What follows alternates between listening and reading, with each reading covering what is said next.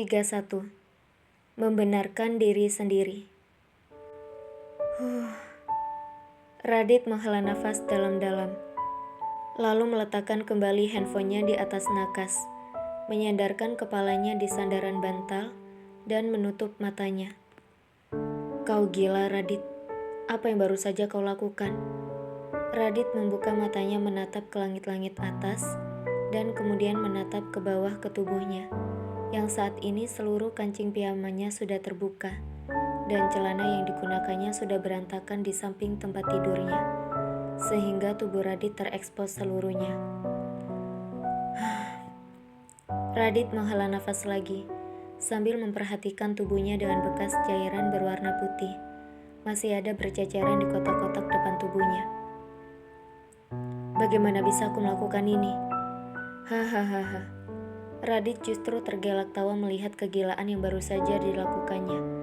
Berhubungan suami istri jarak jauh via video call. Viola, kau hampir membuatku gila. Aku tidak tahu bagaimana nasibku kalau kau harus pergi lebih lama lagi dari 1 minggu. Sepertinya aku sangat merindukanmu, Viola. Sampai aku mau melakukan video call seperti ini untuk pertama kalinya. Pikiran Radit masih terus saja berjalan-jalan entah kemana, memikirkan semua yang baru saja terjadi. Aku bahagia melihatmu, tapi maafkan aku. Tadi aku melakukan beberapa trik terhadapmu. Aku sengaja menggunakan bahasa ibumu supaya wanita yang ada di sisiku tadi tidak tahu apa yang aku katakan kepadamu. Maafkan aku, ini sungguh di luar keinginanku. Sejujurnya aku tidak ingin menutupi apapun dari wanita itu. Tapi entah kenapa, hatiku memaksaku untuk menggunakan bahasa lain yang tidak diketahuinya saat berbicara denganmu. Kenapa dengan diriku sebenarnya ya? Sepertinya aku memang butuh psikiater. Aku harus mengecek kesehatan mentalku. Atau mungkin ini karena terlalu lelah bekerja, sehingga membuatku banyak berimajinasi dan tidak bisa berpikir dengan benar. Sudah seminggu ini aku cukup lelah mengurusi perusahaan raksasa keluarga Prayoga yang membuatku hampir tidak punya waktu. Di kantor aku sangat sibuk, bahkan untuk makan siang pun sering sekali terlewat, atau aku memakannya di mobil sambil mengecek pekerjaanku. Iya, mungkin semua ini bisa terjadi karena aku kelelahan.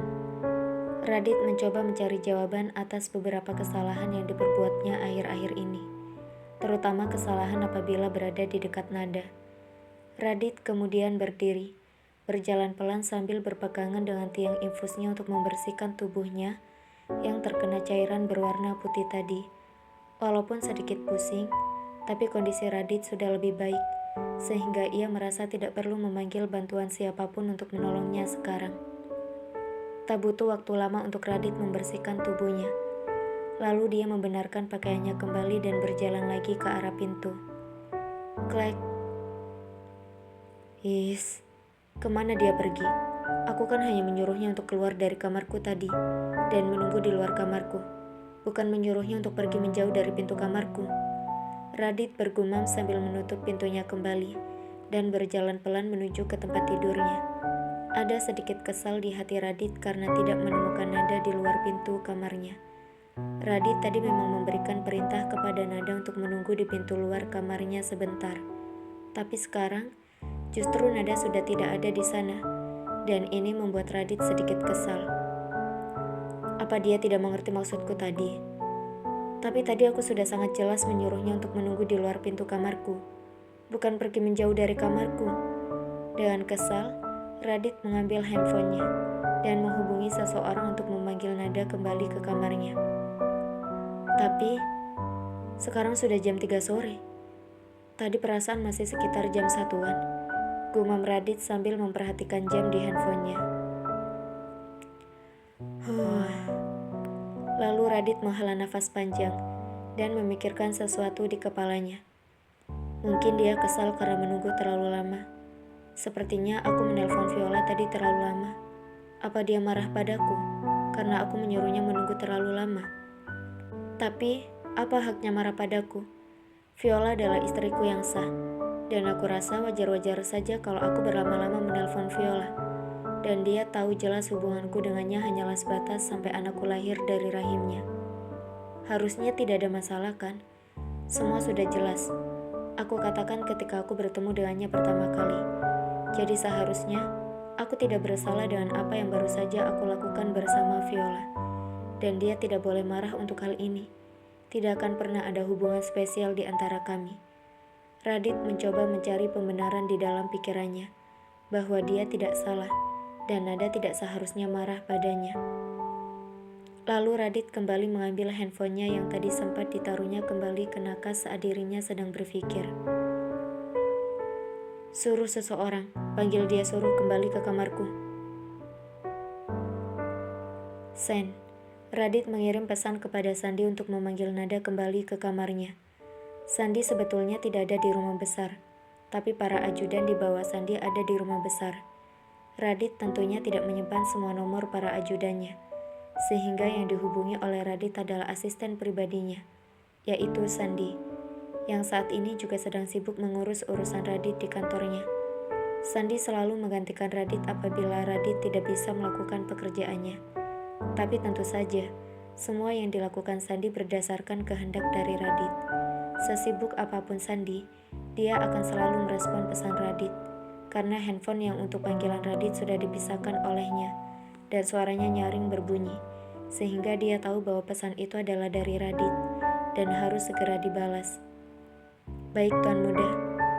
Jawaban pesan singkat yang masuk ke handphone Radit dari Sandi, membuat Radit sudah tersenyum bahagia. Punya ajudan sepertimu kadang-kadang menyebalkan, karena aku selalu merasa dikuntit. Tapi kau sangat berguna di situasi-situasi seperti ini, Sandi. Pujian tulus Radit yang lebih mirip dengan sindiran kepada Sandi di dalam hatinya, sambil menaruh handphonenya kembali di nakas. 5 menit berlalu. Lama sekali, gumam Radit tapi masih mempertahankan posisinya yang sama tiduran di atas bantalnya. 15 menit berlalu. Kenapa lama sekali ya? Radit sudah dalam posisi duduk dan sudah sangat kesal menunggu lama. 30 menit berlalu. Apa maunya dia? Apa dia mau membuatku kesal? Di mana dia sekarang? Radit sudah sangat marah karena orang yang ditunggunya datang tak muncul juga. Padahal sudah 30 menit berlalu. Kalaupun harus berkeliling di rumah besar, waktu yang dibutuhkan tidak lebih dari 30 menit. Tentu saja, ini sudah membuat Radit sangat marah dan langsung mengambil handphonenya untuk menghubungi kembali Sandi. Sandi, di mana wanita itu? Aku sudah menyuruhnya datang lebih dari 30 menit yang lalu. Kenapa sampai sekarang dia belum juga datang ke kamarku? Apa yang dilakukan para ajudanku di bawah? Apa mereka tidak tahu siapa yang aku maksud untuk dipanggilkan? Tanya Radit yang sudah sangat gusar kepada Sandi. Kali ini Radit bahkan tidak lagi mengirim pesan, tapi sudah menelpon Sandi dengan marah-marah. Mohon maaf Tuan, Nyonya Muda Denada tidak ada di rumah besar, dan sekarang para ajudan sedang mencarinya.